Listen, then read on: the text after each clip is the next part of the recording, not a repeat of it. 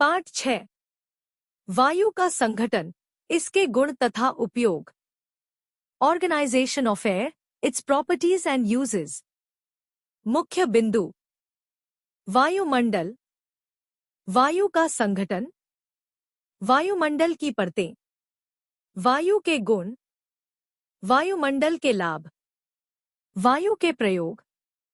वायुमंडल। सभी सजीव प्राणियों को जीवित रहने के लिए वायु की आवश्यकता होती है। वायु में कई गैसों का मिश्रण होता है। हम वायु से श्वास के द्वारा ऑक्सीजन ग्रहण करते हैं तथा कार्बन डाइऑक्साइड गैस को शरीर से बाहर निकालते हैं। ऑक्सीजन हमारे शरीर में भोजन, कार्बोहाइड्रेट, स्टार्च आदि को मिलाकर हमें कार्य करने के लिए ऊर्जा देती है। धरातल पर चारों ओर की वायु को वायुमंडल कहते हैं। हम वायु को केवल अनुभव ही कर सकते हैं क्योंकि हम वायु को देख नहीं सकते।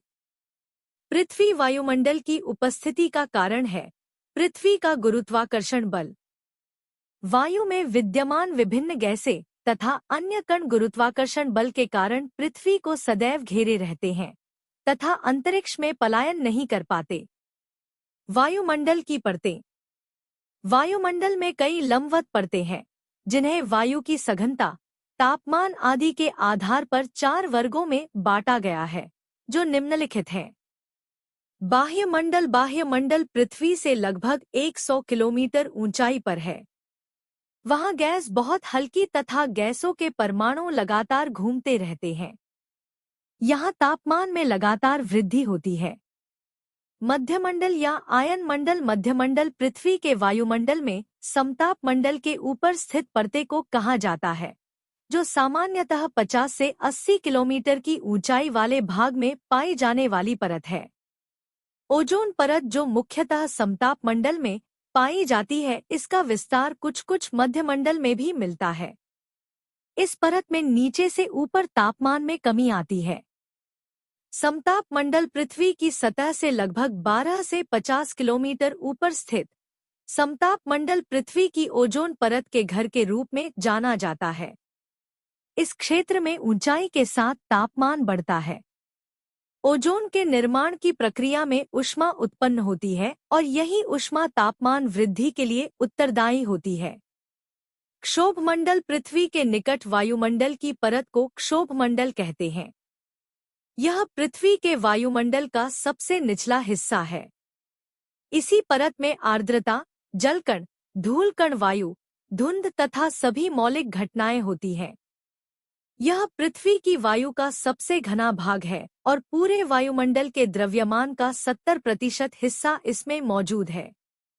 भूमध्य रेखा पर इसकी ऊंचाई 18 किलोमीटर है, जो ध्रुवों पर घटकर सिर्फ 8 किलोमीटर ही रह जाती है। क्षोभमंडल की औसत ऊंचाई 10 से 12 किलोमीटर है। सभी जीव इसी परत में पाए जाते हैं। वायुमंडल के लाभ। पृथ्वी पर वायुमंडल का होना ही पृथ्वी पर जीवन का सर्वप्रथम कारण है। वायुमंडल की प्रमुख गैसें ऑक्सीजन एवं कार्बन डाइऑक्साइड जीवन के लिए अति आवश्यक है। वायुमंडल पृथ्वी के चारों ओर एक आवरण बनाकर पृथ्वी का तापमान नियंत्रित रखता है। वायुमंडल की परत सूर्य के हानिकारक अवयवों से हमारी रक्षा करती है। पृथ्वी पर मौसम में होने वाले परिवर्तनों का एक मुख्य कारण वायुमंडल भी है। वायुमंडल के कारण आंधी, वर्षा, तूफान आदि आते हैं। वायुमंडल में विद्यमान जलवाष्प के संघनन के द्वारा ही बादल, हिम, कोहरा आदि बनते हैं।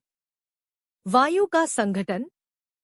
वायु को हम देख नहीं सकते, केवल इसकी उपस्थिति को महसूस कर सकते हैं। वायुमंडल मुख्य रूप से ऑक्सीजन तथा अन्य गैसों से मिलकर बना है।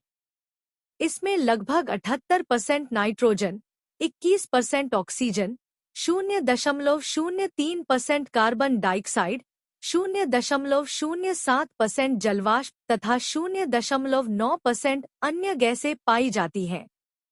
निन, आर्गन जैसी गैसें वायु में 0.95% है। नाइट्रोजन सभी जीवित प्राणियों के लिए आवश्यक है, किंतु ये प्रत्यक्ष रूप से इसे वायुमंडल से नहीं लेते।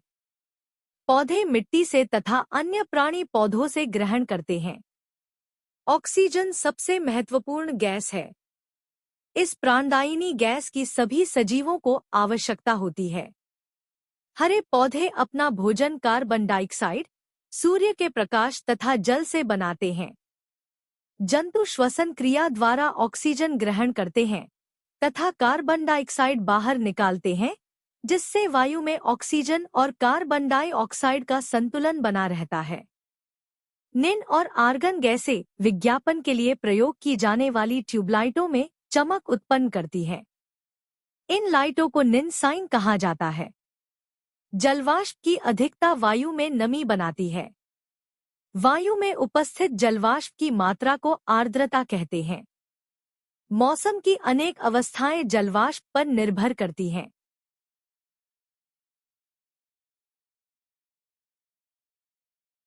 वायु के गुण। वायु में भार होता है। एक खाली फुटबॉल लेकर उसका वजन ज्ञात कीजिए। अब इस फुटबॉल में हवा भरिए। हवा भरने के बाद फिर इसका वजन ज्ञात कीजिए।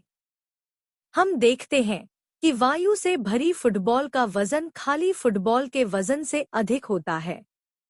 अतः इससे सिद्ध होता है कि वायु में भार होता है। वायु दबाव डालती है। इसे हम निम्न क्रियाकलाप के द्वारा आसानी से समझ सकते हैं। प्लास्टिक की एक बोतल लेते हैं और इसे गर्म जल से भर लेते हैं। अब बोतल को खाली करके इसे तत्काल कसकर बंद कर देते हैं। इसके बाद बोतल को नल के बहते पानी के नीचे रखते हैं। हम देखते हैं कि नल का ठंडा पानी गिरने पर बोतल विरूपित हो जाती है। वस्तुतः जब बोतल पर पानी डाला जाता है, तब बोतल के अंदर की कुछ भाप जल में संघनित हो जाती है, जिससे भीतर की वायु की मात्रा कम हो जाती है। परिणामस्वरूप बोतल के भीतर की वायु का दबाव बोतल के बाहर की वायु के दबाव से कम हो जाता है। दाब के इस अंतर के कारण बोतल पिचक जाती है, अर्थात विरूपित हो जाती है। इस प्रकार यह क्रियाकलाप पुष्टि करता है कि वायु दबाव डालती है। लिफ्ट, हैंडपंप, सीरिंज आदि में वायु दबाव का ही प्रयोग होता है। वायु स्थान घेरती है। एक गुब्बारे में हवा भरने पर यह फूल जाता है। जैसे ही हम गुब्बारे की हवा निकालते हैं, यह पुनः अपनी मूल अवस्था में आ जाता है।